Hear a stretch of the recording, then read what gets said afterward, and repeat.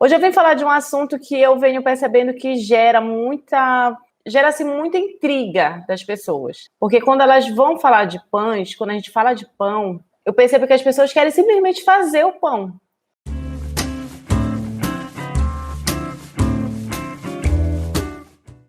E isso nem sempre vai ser o primordial, né? Existem alguns momentos que o primordial é você planejar a produção do seu pão.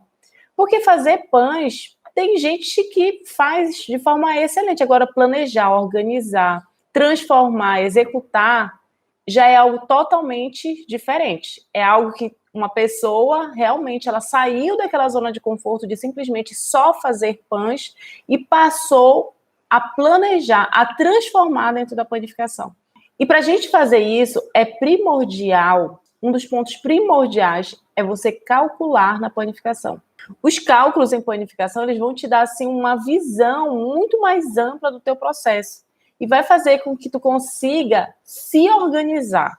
Eu coloquei aqui 4 pontos importantes na hora de você pensar em cálculos na panificação. E aí eu falo até, chamo a atenção que isso não fica restrito apenas à panificação. Fazer cálculos dentro de uma área de produção, seja na área de alimentos ou em outras áreas, é importante que a gente entenda que se a gente não planejar, a gente não consegue evoluir.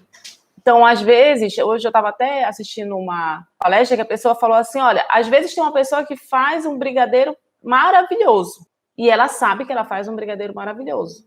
E tem uma outra pessoa que faz um brigadeiro mais ou menos, mas que está bombando, que está vendendo, que tem vários clientes, tem um trabalho bom na internet e tudo. Por quê? Porque aquela pessoa saiu da zona de conforto de apenas fazer o brigadeiro. Ela foi para uma zona onde ela passou a transformar e mostrar o produto dela de forma mais assertiva. Então, na panificação é a mesma coisa. E aí, eu trago o primeiro ponto, a discussão da nossa live aqui, né? O primeiro ponto. É importante lembrar que, através de cálculos, consigo balancear receitas. Quando eu falo em balancear, é aquela situação.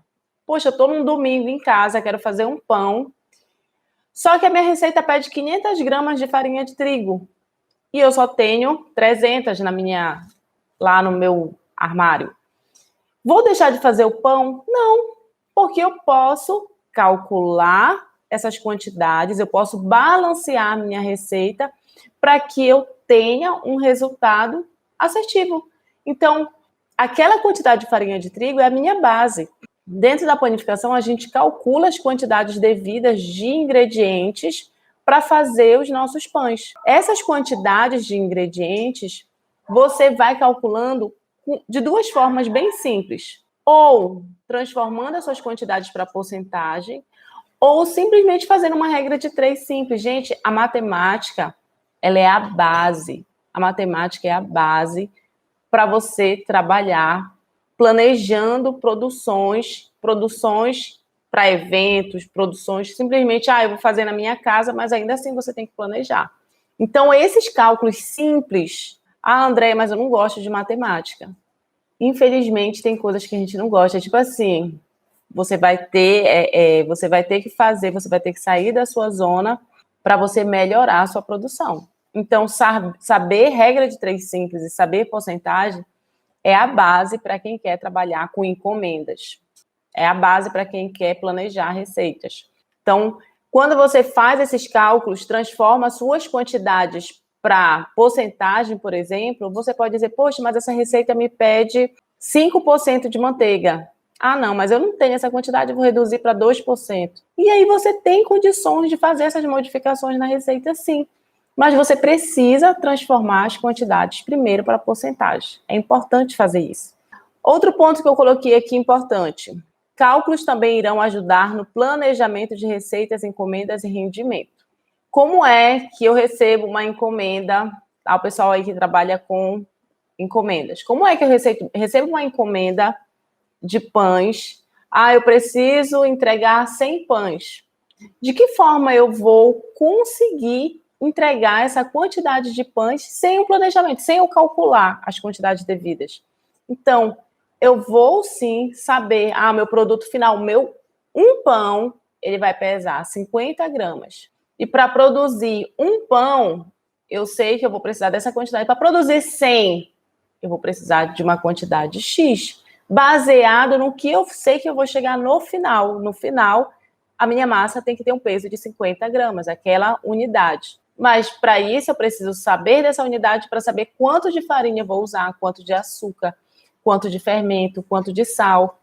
Porque se você não souber trabalhar com rendimento, as regras de 3 simples, as porcentagens, as transformações dentro da panificação, você vai ficar muito assim, eu acho que vai dar isso. Olha, não, vamos colocar mais meio quilo, porque aí eu acho que dá para chegar na quantidade que a gente quer. Esse acho, ele vai te levar a erros. Esse acho pode um dia fazer com que você perca aquele cliente, porque você não vai conseguir executar várias receitas só no achismo. Às vezes vai dar certo e às vezes não vai dar certo.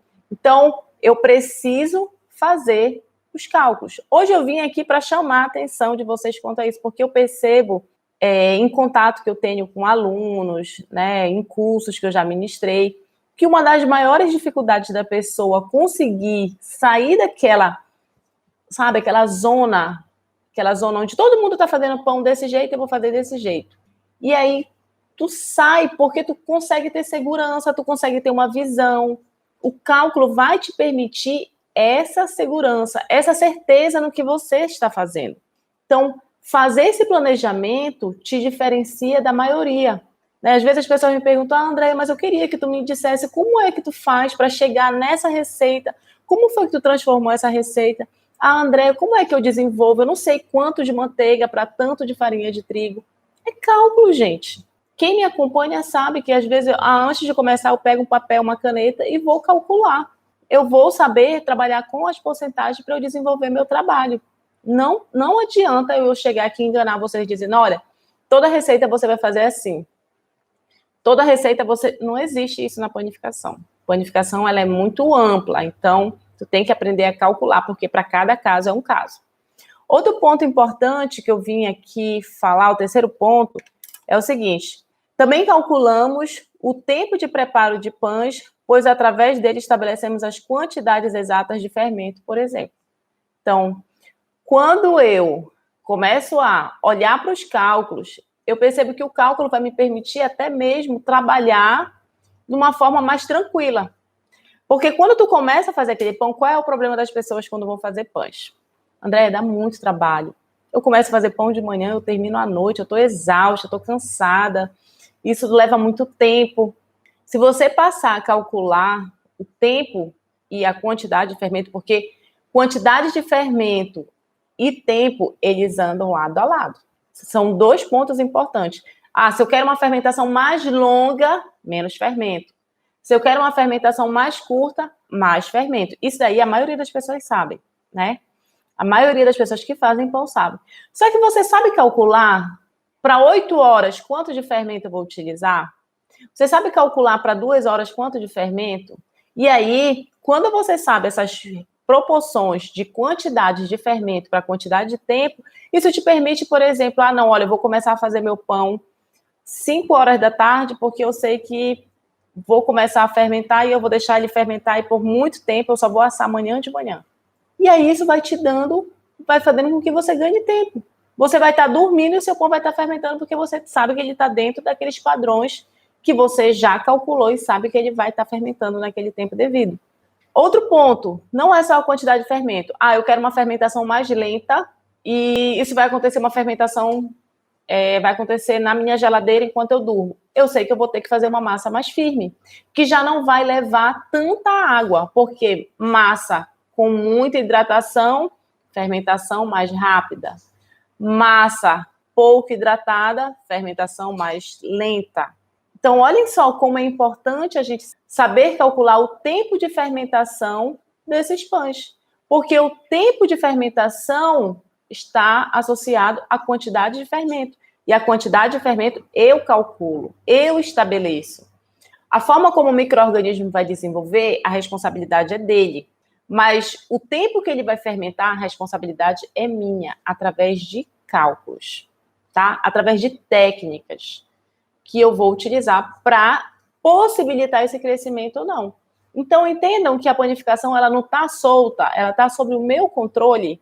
entendendo a técnica, aplicando conhecimento teórico também, a temperatura é o ponto fundamental, né? Porque quando a gente fala de fermentação lenta, a gente fala de uma ação do micro-organismo de forma mais discreta. Essa fermentação vai ser mais discreta. E para ela ser mais discreta, ela precisa estar em baixas temperaturas.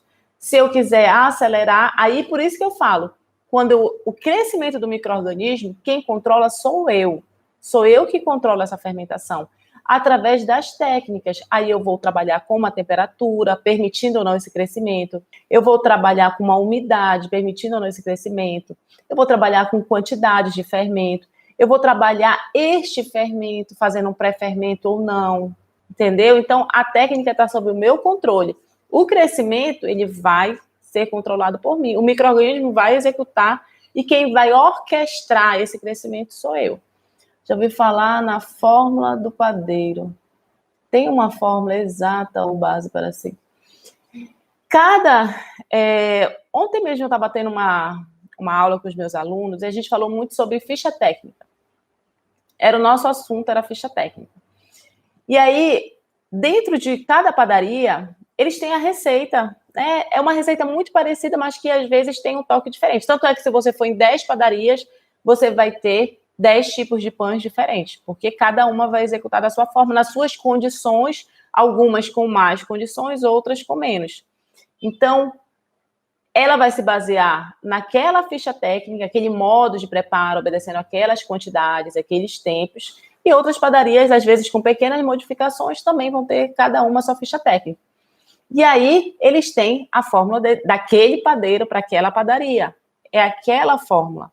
Mas que a gente pode melhorar, a gente pode adaptar, a gente pode fazer com que o pão tenha uma qualidade superior. Porque, por exemplo, em padaria, o que chama o cliente para consumir um pastel, para consumir um salgado, para consumir qualquer coisa, é o pão careca de cada dia. A maioria das pessoas comem o pão francês. E se o pão francês for de qualidade, ele volta lá para comprar outras e outras vezes. É claro que distância e tudo isso influencia, mas a qualidade do pão é primordial. É primordial a qualidade. Calcular quantidade de fermento para acompanhar controle de tempo, temperatura, hidratação é o fundamental dentro de um processo de pães de qualidade.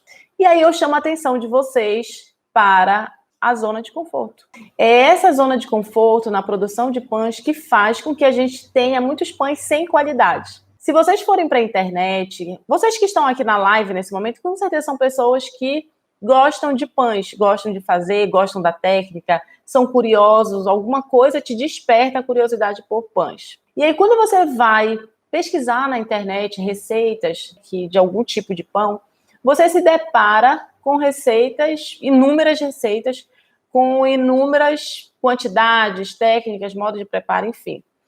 E aí essa semana até eu fiz uma postagem, acho que faz uns 2 dias, um dia, que foi do pão de queijo, que era uma receita que as minhas alunas estavam replicando nessa receita, só que elas mudaram um ingrediente, um único ingrediente. Elas deixaram de usar o queijo Minas para fazer o pão de queijo e passaram a usar o queijo de búfala, que é um queijo cremoso.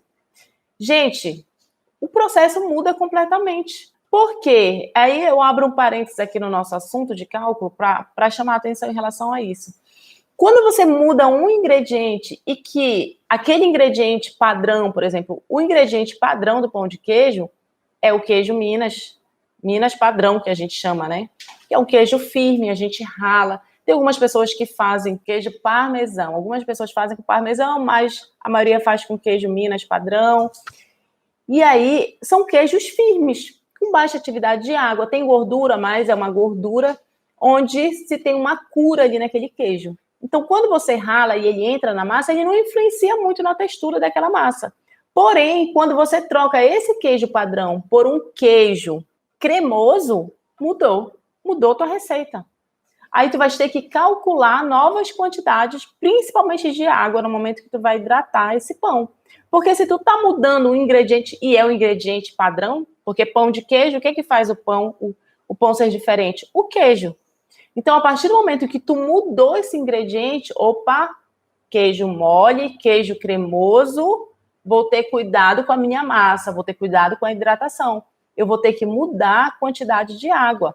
E aí elas estavam errando, estavam deformando o pão ali na modelagem, tudo porque elas não conseguiam chegar no ponto que a receita dizia. Olha, a receita dizia que eram 2 xícaras de água, se eu não me engano.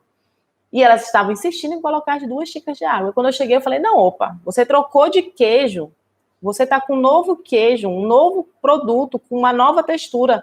Preste atenção para a quantidade de água. A quantidade de água já não vai mais ser a mesma. Vamos reduzir a metade, vamos colocar 50%. E aí foi quando elas foram modelar e o resultado foi um resultado assertivo. Então, panificação não é replicar receitas. Panificação é você analisar ingredientes, é você calcular tempos, temperaturas, calcular tudo que envolve aquele processo. Então, por isso que eu chamo a atenção, sair da zona de conforto. Sair simplesmente da leitura e replicação de receitas. A tentativa de mudar uma receita, no meu canal eu tenho um vídeo que eu falo apenas de cálculo. Eu ensino, inclusive, a fazer alguns cálculos. E aí, nesse vídeo, vocês podem lá, quem tem dúvidas em relação a cálculos na panificação, já pode tirar algumas lá, ou então mandar mensagem aqui no direct, que aí a gente tenta responder o mais rápido possível. E aí, essa dúvida em relação ao ingrediente sempre é gerada. E aí, a pergunta, né, que vocês podem estar aí, André, mas como é que eu vou analisar para eu não errar a quantidade de ingredientes? Primeiro, calcula teus ingredientes e transforma para porcentagem. Primeiro ponto. Em tudo, gente. Eu tenho meu livro de receitas. Pega esse teu livro de receita e transforma para livro de ficha técnicas das minhas receitas. Porque quando tu passa daquele padrão de quantidade para uma ficha técnica, o que acontece? Tu começa a ter uma visão mais ampla. Porque aqueles ingredientes que estavam 180 gramas, 100 gramas, 20 gramas, tu já passa a transformar 30%, 20%, 40%, 50%. E isso te dá uma visão ampla da receita. Isso te possibilita mudar a receita. Isso te possibilita improvisar de forma assertiva na receita. Porque acontece, gente, a coisa mais comum que tem dentro de uma padaria, dentro de um restaurante, é tu ter que improvisar. Né? Às vezes, caramba, não comprar a quantidade de trigo devida, não comprar a quantidade de ingrediente suficiente. Aí tu vai ter que improvisar, porque não vai deixar de produzir. E nesse improviso, tu tem que ser seguro no que tu tá fazendo. E uma das seguranças é estabelecer quantidades em porcentagem para saber o que tu pode mudar e o que tu não pode. E aí, quando você estabelece isso, depois que você estabelece as quantidades, você vai para a análise do ingrediente. A análise do ingrediente poxa, esse ingrediente é cremoso, esse ingrediente tem uma textura mais firme, esse ingrediente pode atrapalhar no desenvolvimento do glúten. Aí eu vou analisar as quantidades e o tipo de ingrediente. O tipo de ingredientes muito sólidos na massa, entra no final. Farinhas finas, entra no início, no momento da hidratação. Muito açúcar no final. Médio açúcar no meio da mistura. Pouco açúcar no início da mistura. E aí, tu começa a organizar essas ideias e saber o que pode fazer e o que não pode com os ingredientes. Fica essa dica de cálculos de ingrediente. Fica a dica sair da zona de conforto e calcular, saber fazer regra de 3 simples, saber fazer porcentagem, para você parar de achar, eu não sei nem por onde começar na panificação. A gente não pode dizer que não sabe por onde começar, se tem aí, gente, na internet, várias possibilidades. No meu próprio canal existem vários vídeos e a gente está sempre respondendo as mensagens das pessoas que estão assistindo o vídeo justamente para que as pessoas façam nossos pães e que elas sintam segurança no momento que eu estou ali explicando a receita e como ela vai executar essa receita. Então, se você não sabe nem por onde começar, comece fazendo. Porque se você não fizer, você vai continuar por muito tempo achando que não sabe e que não consegue fazer pães, tá bom? Então, essa era a nossa live de hoje para chamar a atenção das pessoas que trabalham com pães, a importância do cálculo, a importância de parar, analisar, planejar e fazer com que a sua panificação seja uma panificação planejada. Se tem planejamento, o acerto é mais certo. Se não tem planejamento, pode ocorrer até a chamada frustração em fazer pães. Tem pessoas que falam, eu não sei fazer pão, eu não quero fazer pão, e eu não... Às vezes a pessoa morre de vontade de pegar na massa e sentir ela crescer, fica cheio de orgulho quando o pão cresce, mas aí ela fala, não consigo fazer sem antes fazer. Vamos praticar a produção de pães, que com certeza, com a prática, vocês vão conseguir desenvolver os pães de vocês. Mas não deixe de planejar. E se você está assistindo essa live hoje, tem vontade de começar a fazer seus pães, eu te sugiro a começar por um pão que eu lancei agora, recentemente, uma focaccia de pupunha, que ela é super básica, ingredientes básicos. Você vai trabalhar uma boa hidratação. Nesses ingredientes básicos, você vai produzir essa focaccia, vai assistir o vídeo, anotar tudinho, anotar as dúvidas. Tem alguma dúvida? Vou mandar a pergunta para a Andrea lá no vídeo ou aqui pelo direct, e depois tu vais fazer a tua focaccia. Mas vamos começar a fazer os nossos pães. Isso vai agregar muito sabor, vai agregar mais saúde e satisfação para você que gosta de comer pães e não quer parar. Tá bom, gente? Um abração, essa é a nossa live de hoje. Na próxima quarta a gente vem com um novo assunto. Até a próxima.